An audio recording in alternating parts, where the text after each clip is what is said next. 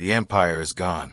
Once it was built on music, on power, on a voice that soared across the world. Silence filled the courtroom, broken only by the clicking of cameras, each flash freezing a man's downfall in time. And then came the words that would echo across the nation. 30 years in prison. The final note to a life once written in platinum hits, now rewritten in disgrace. But how did the voice that defined a generation become the center of one of the darkest sex trafficking scandals in American history? Because what the world thought it knew was only the surface. Behind the music, behind the fame, there was an empire. An empire that thrived in silence. And every empire has enforcers. This is the story of how one man built his, and how it finally collapsed. Silence. A silence so heavy, it felt like the world was holding its breath. The only sound, cameras clicking, freezing the downfall of a man once worshipped as an icon. And then the words came. Words that would pierce through the illusion of fame. Words that would echo across every corner of the music industry. 30 years. Not a headline. Not a rumor. A sentence. The end of one empire and the revelation of another. Because for decades, Robert Sylvester Kelly wasn't just a man. He was a voice. The voice of a generation. His songs played at weddings, at graduations, on radios across the world. His lyrics promised belief, hope, flight. To millions, he was untouchable. An artist whose talent placed him beyond reproach. A star who seemed destined for immortality in music history. But beneath the spotlight, behind the sold-out arenas, whispers began. Whispers of something darker. Whispers too easy to ignore, too easy to bury under platinum success. A marriage. A girl. Just 15. And yet, the machine rolled on. The music played louder, drowning out the unease. Until unease became suspicion. And suspicion became testimony. Because Kelly didn't just live like a star. He lived like a king. And around him was an empire. An empire of enablers, protectors, recruiters. The kind of infrastructure you'd expect in organized crime, not in music. Every empire has its soldiers. Every empire has its victims. And this empire, it thrived in silence. Silence bought with money, sealed with intimidation, enforced with loyalty. But silence never lasts. And when the voices of survivors finally broke through, they tore apart the walls of that empire, brick by brick. Their stories exposed not just a man, but a system, a network of control hidden in plain sight. And yet, for years, nothing changed. Fans still sang. Record labels still profited. Industry insiders still looked away. Until one day, the whispers became screams too loud to ignore. Federal prosecutors. Racketeering charges. The word usually reserved for mafia bosses and cartel leaders, now pinned to a singer. Because what Kelly built wasn't just fame. It was an organized system designed to exploit. The trial wasn't just about one man. It was about decades of silence, decades of protection, and the uncomfortable truth. How far power can stretch when it's wrapped in fame. And so, the question remained, how did the man who wrote anthems of hope, who inspired millions, transform into one of America's most notorious predators? How was an empire of abuse built in plain sight? And why did it take so long to fall? This is not just the story of Kelly the musician. This is the story of Kelly the empire. A story of silence, survival, and justice. And it begins long before that gavel struck. Before the platinum records. Before the sold-out tours. There was just Robert Sylvester Kelly, a boy from Chicago's South Side. Born in 1967, raised in a world of poverty and violence, where music wasn't just entertainment, it was escape. His childhood was scarred with hardship. Stories whispered of abuse, pain, and struggles that would shape his complicated relationship with trust and intimacy. But amid the chaos, there was always one constant: music. A gift that seemed to come from somewhere otherworldly. He sang in street corners. He played keyboards in church halls. And before long, that voice, smooth, soulful, and magnetic, began to draw people in. It was the kind of voice you couldn't ignore, the kind that made strangers stop in their tracks. In 1992, the world finally heard what Chicago already knew. His debut album, Born into the 90s, wasn't just music. It was a declaration. And by the mid-90s, R. Kelly wasn't just a rising star. He was becoming the voice of R&B. With hits like Bump and Grind, he captured the raw desire of a generation. The charts didn't just welcome him. They bent to his will. Number ones, platinum certifications, Grammys. R. Kelly wasn't just successful. He was unstoppable. And then came the song that would cement him forever. I Believe I Can Fly. An anthem of hope, faith, and aspiration. It earned him 3 Grammys, and with it, he crossed over from R&B sensation to global superstar.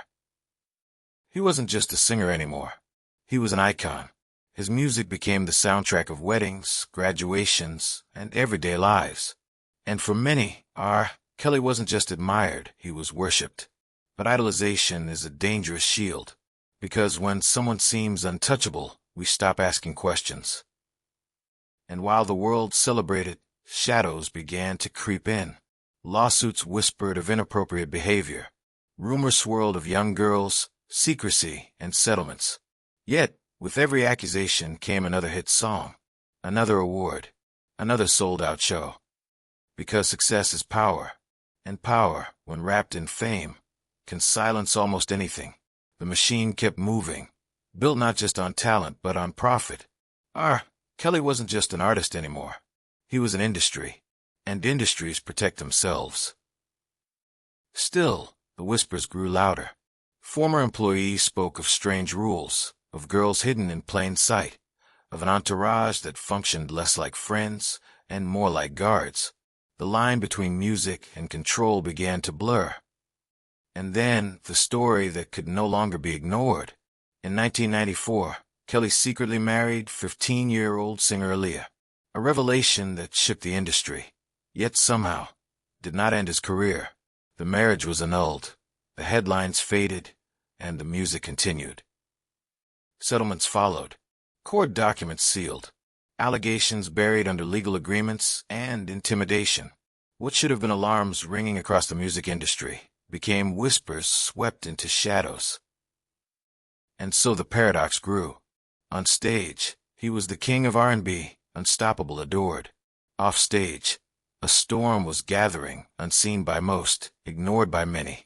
A storm that would one day tear everything down. But the empire wasn't built overnight. It was crafted, protected, and for every song that topped the charts, a secret was buried just a little deeper, until the weight of those secrets could no longer be contained. Behind the music, behind the glamour, behind those doors, the reality was far darker. Because while R. Kelly sang about believing in love, behind closed doors, prosecutors say, he orchestrated a system of control and abuse. According to survivors, it began like a dream, an invitation to a studio, a chance meeting at a mall, a promise of stardom. But what seemed like opportunity became captivity. Victims described being stripped of independence, phones taken, families cut off, rules enforced, when to eat, when to sleep, even when to use the bathroom. What the world saw as an artist's entourage was, in reality, a prison without bars. Some were housed in hotels while Kelly toured, others confined in his Chicago mansion. And always there were guards, staff members ensuring no one left, no one spoke, unless it was on his terms. It wasn't random. It wasn't accidental. It was systematic. And when federal investigators pieced it together, what they found wasn't just abuse. It was racketeering, an organized criminal enterprise. Assistants, managers, drivers, all allegedly playing their part in recruiting and controlling underage girls for Kelly's benefit. The world began to take notice. Lawsuits piled up. A 6-part documentary laid bare the testimonies of survivors. Protests erupted outside his shows. The machine that once protected him was beginning to crumble. And for the first time, R. Kelly's empire was under siege. In July 2019, the inevitable came. Federal prosecutors charged Kelly with sex trafficking, racketeering, and obstruction of justice. The charges painted him not as a singer who lost his way, but as the leader of a criminal network. On July 11, 2019, Kelly was arrested in Chicago. A superstar led away in handcuffs.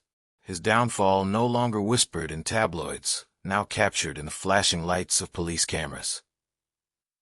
Inside the courtroom, the story spilled out. Victims spoke of years lost, of dreams twisted into nightmares, of a man who used fame as a weapon. And slowly, the image of Kelly the superstar was replaced with Kelly the predator. The defense argued he was targeted, that the women were willing, that prosecutors were overreaching. But federal agents painted another picture. A man shielded by his fame, surrounded by loyalists, using every resource to silence and control. On September 27, 2021, the verdict arrived. Guilty. Guilty on racketeering. Guilty on sex trafficking.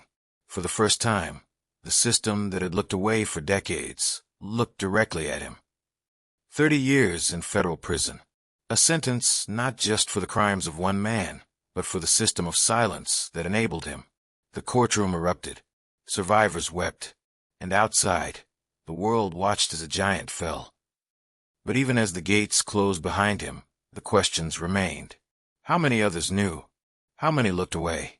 And how many empires like his still hide in plain sight? September 2021, Brooklyn, New York. For years, Kelly had evaded justice. But now, in the heart of federal court, the walls were closing in. This wasn't just another lawsuit. This was the United States versus Robert Sylvester Kelly, a case that would strip away every layer of protection he once had. The prosecution painted a picture chilling in detail. An organized network, built not to sell drugs or weapons, but to traffic young women and girls. A system where his employees acted as recruiters, managers, and enforcers. It wasn't just a crime, they argued. It was a criminal enterprise. And then came the voices. One by one, survivors took the stand. They spoke of promises broken, of stardom dangled like bait, of control so suffocating that it robbed them of years. Their testimonies weren't just evidence, they were confessions of stolen youth. One survivor told the jury how she was just 16 when she met Kelly, how her phone was confiscated, how she was told when to eat, when to sleep, when to speak. Another described being locked in rooms for hours, forbidden from looking at other men. Their voices cracked, but their words were unshakable. Piece by piece, pattern emerged. Rules, restrictions, punishments. The testimonies were so eerily consistent, it became impossible to ignore. This wasn't chaos. This was order. An order designed to keep silence, fear, and control. Kelly's defense pushed back. They argued the relationships were consensual, that these women wanted the lifestyle, the fame, the access. They accused prosecutors of spinning fiction. But with every denial came another survivor, another testimony, another voice telling the same story.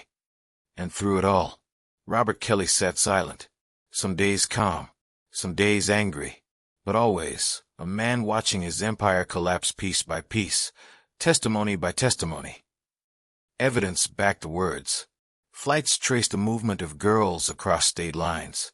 Texts revealed control disguised as care. Recordings captured his own voice, giving commands that no jury could ignore. This wasn't rumor anymore. It was proof. And then, after weeks of testimony, the jury vanished into deliberation. Hours stretched into silence. Outside, the world waited. Fans, survivors, reporters, all holding their breath for the answer to a question that had lingered for decades. Would Kelly finally face justice? The foreperson handed over the slip. The judge unfolded the paper. And then, after 20 years of accusations, the words finally came. Guilty. Guilty of racketeering. Guilty of sex trafficking. Guilty on every count that mattered. For survivors, it was a moment of release. Tears streamed. Hugs lingered.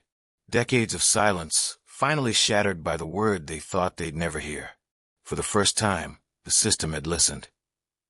For Kelly, it meant the end. No more concerts. No more recording studios. No more sold-out arenas. Only prison walls. Only silence. And in June 2022, the gavel struck again.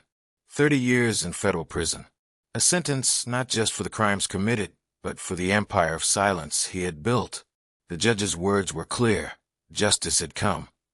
And when he tried to fight it, when his lawyers claimed injustice, when they pleaded for mercy, the appeals court refused.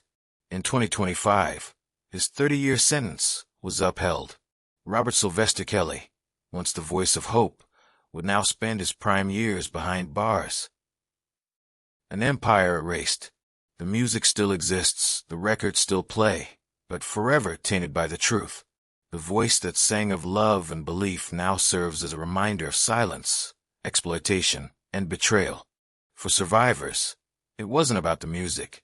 It was about validation, about finally being heard. Their courage didn't just topple a star, it saved others from his grasp. Their voices rewrote the story he tried so hard to control. But justice is never simple. The questions remain. How did it take this long? How many looked the other way? And how many other empires, built on fame, money, and silence, are still out there, waiting to be exposed? Robert Sylvester Kelly will not walk free again. 30 years, a lifetime sentence for some, a stolen career for him. But in truth, the sentence was not just for the crimes he committed, it was for the silence he enforced, for the empire he built on fear. Once, arenas thundered with his music. Now they stand silent. The songs that once soared over generations remain, but their meaning has changed. To some, they are memories. To others, they are evidence. Every lyric, every melody, now re-examined through the lens of truth. For decades, he denied it. For decades, he smiled into cameras, insisted his innocence, and performed as though untouchable. But behind those denials stood women and girls whose voices had been drowned out by applause, until the world finally stopped listening to him and started listening to them. They weren't celebrities. They weren't wealthy. But they had the one thing that could undo him, the truth. And when they found their voices, his empire collapsed. Their bravery didn't just free themselves, it protected those who might have been next. But justice, even when served, leaves shadows. Why did it take so long? How many managers, lawyers, executives looked the other way? How many times was his fame more powerful than the cries of those he hurt? The answers may never be fully known, and that is its own crime. Even now, there are those who defend him. Some call it a conspiracy. Some cling to the music, desperate to separate art from artist. But the truth does not bend to preference. The truth remains, and the truth has names, faces, and voices that can no longer be silenced. For the survivors, the verdict was more than justice. It was validation, proof that their pain mattered, that their stories counted, that the world would not ignore them again. Their strength transformed the courtroom into something greater, not just a place of judgment, but a place of healing. And what of Robert Kelly himself? Once adored, now disgraced. A man who once wrote love songs that soared across the globe, now remembered for something darker. In the end, his own story became the cautionary tale he never saw coming. This is bigger than one man, bigger than one courtroom. His story forces us to ask the question we often avoid. How many other stars hide their sins behind the glare of fame? How many other empires are built the same way? On silence, on power, on fear. The spotlight is gone. The stage is empty. The music has faded. And what remains is not a legacy, but a warning. That fame is not immunity. That silence is not protection. That truth, no matter how long it takes, will find its voice. And for those who spoke out, who risked everything to tell the truth, the story is no longer his. It is theirs. Their courage rewrote history. Their voices ensured that no matter how powerful a man may be, justice can still find its way. Robert Kelly will live out his days in a cell, his empire dismantled, his power gone, his name forever stained. But in the echoes of those prison walls, there will always linger the unanswered question: how many others walked free while he ruled unchecked? Because this story is not just about one man. It is about a culture that allowed him to thrive. It is about the power of movements, of voices rising together to say, no more. It is about the truth that even in silence, justice is patient. And when it comes like thunder. In the end, there are no more songs, no more stages, only the silence of a fallen star, and the voices that outlived him. This is not just the story of R. Kelly. This is the story of what happens when silence breaks, when truth speaks, and when justice finally answers. And so the empire is gone, but the lesson remains. The question now is simple: who will we listen to next? Thank you for staying with me till the very end of the story here on True Crime Arena. If you found this deep dive into the rise and fall of R. Kelly's empire insightful, please don't forget to hit that like button and subscribe to the channel. Your support helps us keep uncovering the darkest true crime stories with the detail and care they deserve. Turn on notifications so you never miss the next case we explore together. Until then, stay curious, stay safe, and I'll see you in the next story.